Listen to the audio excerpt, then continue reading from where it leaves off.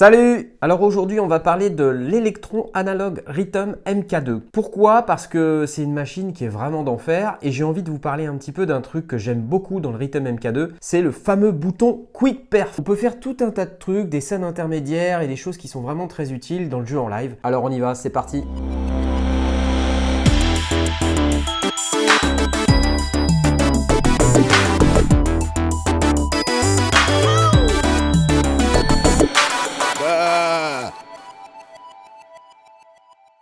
Donc j'ai fait une performance sur laquelle je rajoute de la reverb sur les claps.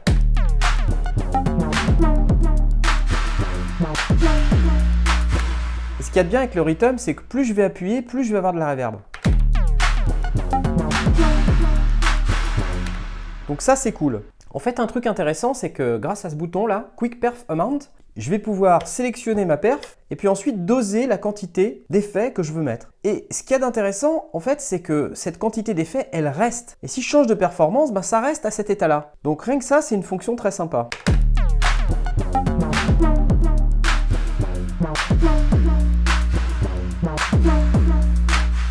Cool. Maintenant, mettons que je veuille un tout petit peu de delay sur cette caisse claire. Je vais sélectionner la track de caisse claire et puis je vais aller dans la section effets, chercher mon delay.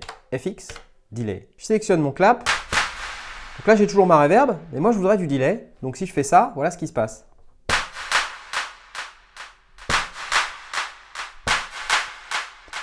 Le problème, c'est que j'en veux pas tout le temps du delay. J'en veux uniquement quand je vais appuyer sur un bouton performance. Mais je veux que ce soit sur un bouton performance différent et je veux pouvoir doser de manière très efficace la manière dont le delay et la reverb interviennent. Facile. Je vais pouvoir retourner en mode perf. Je vais créer une performance. Donc c'est parti.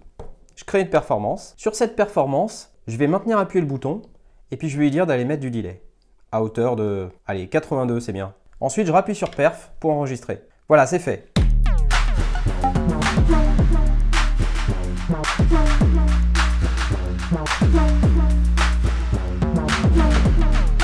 Et vous voyez que si je rappuie sur la reverb, ma reverb disparaît. Et maintenant, je peux doser comme ça ma reverb et mon delay.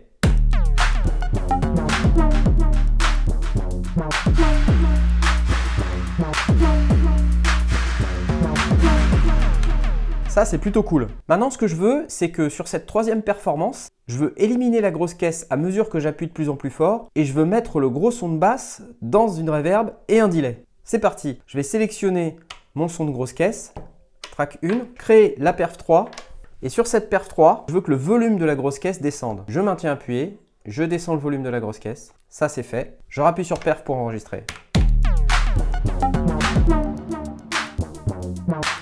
Plus de grosse caisse. Pour le son de basse, ce que j'aimerais, c'est justement, comme je vous ai dit, de le mettre dans une reverb et dans un delay à mesure que j'appuie sur ce même bouton. Donc je vais aller sélectionner mon son de basse, il est sur ce pad.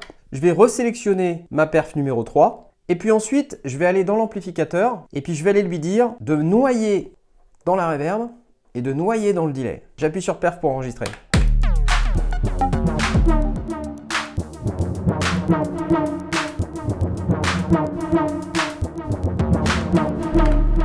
Ouais, c'est pas mal. J'aimerais que la fréquence de coupure, elle monte. Plus 16. Perf.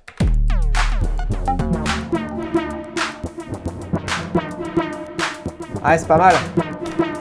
Je vais rajouter un peu de reverb.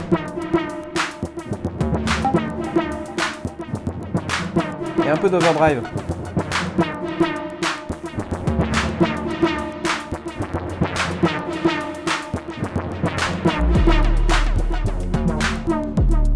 Pas mal. Maintenant que j'ai mes trois scènes, je pourrais avec mes doigts combiner tout ça, c'est sûr.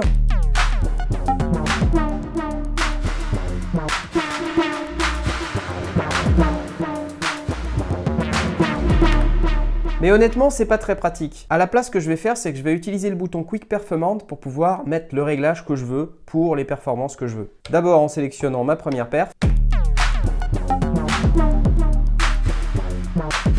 Ensuite ma deuxième.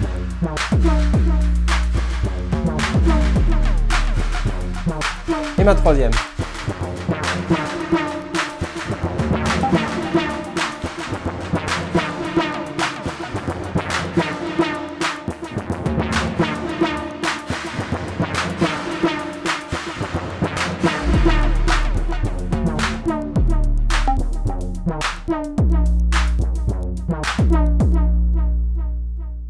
Hyper pratique, non?